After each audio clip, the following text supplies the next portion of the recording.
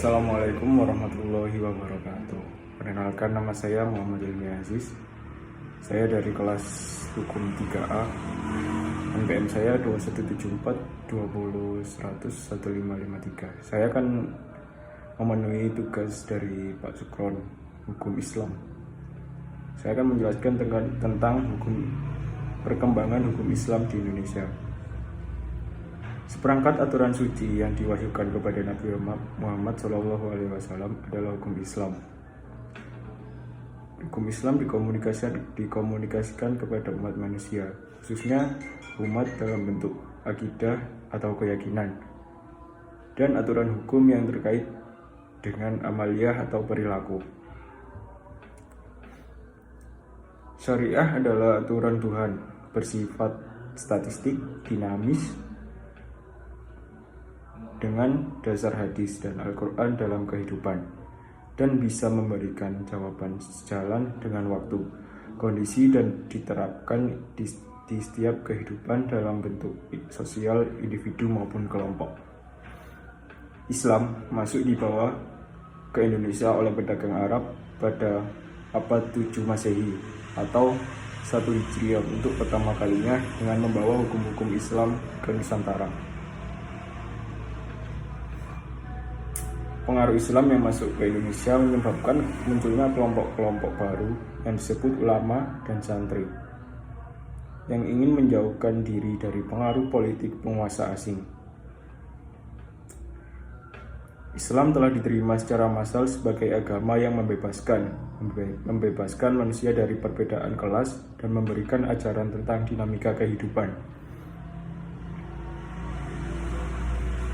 Ulama dan santri muncul sebagai kelompok baru yang lepas dari pengaruh politik penguasa asing. Ummah mengakui Islam sebagai agama yang membebaskan karena membebaskan individu dari sistem kasta dan memberikan ajaran tentang dinamika kehidupan.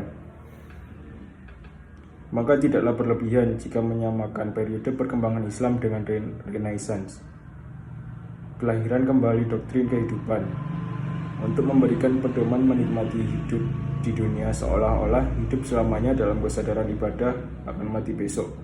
Islam secara perlahan diterima dalam kehidupan sehari-hari masyarakat, menggeser ajaran Hindu-Buddha. Penerapan hukum Islam tidak hanya pada pelaksanaan ritual ibadah, melainkan juga diterapkan dalam muamalat, munakahat, dan ukubat.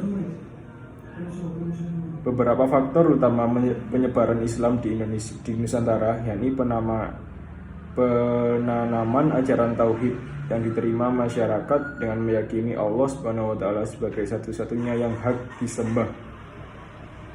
Fleksibilitas ajaran Islam yang menerima tradisi selama tidak bertentang dengan Islam, serta nilai kemanusiaan yang anti terhadap penjajahan dalam ajaran Islam.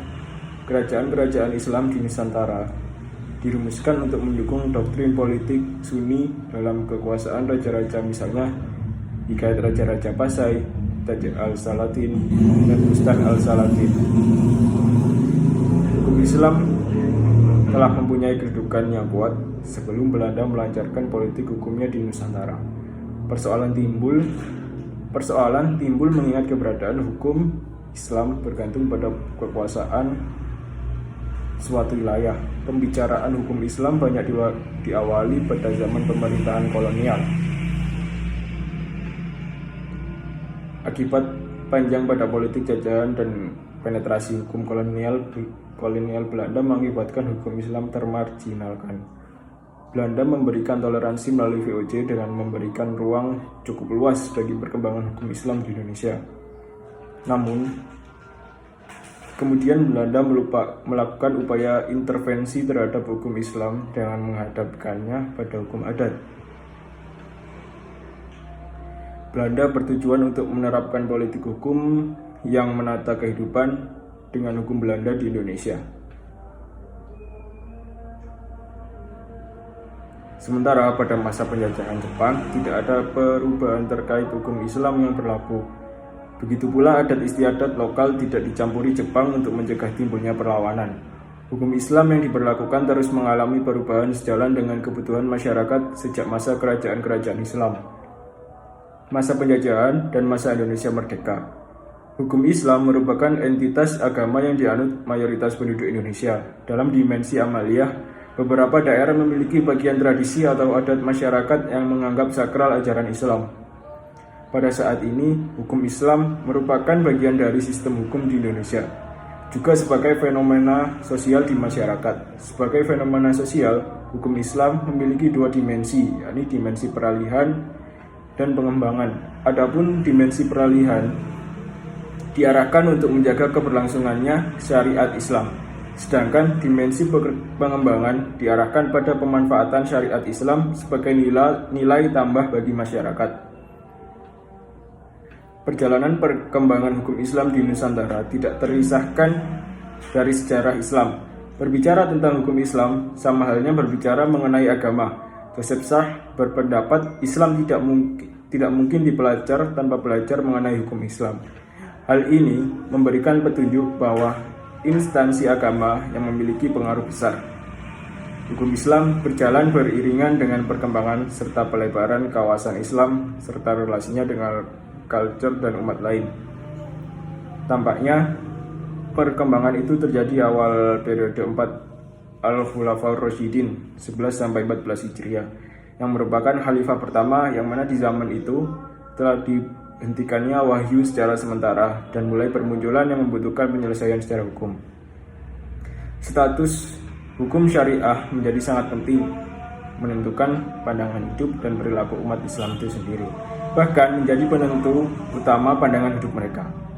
Makalah ini akan menjelaskan perkembangan hukum Islam di Indonesia sejak kemerdekaan hingga saat ini. Sekian dari saya, terima kasih. Wassalamualaikum warahmatullahi wabarakatuh.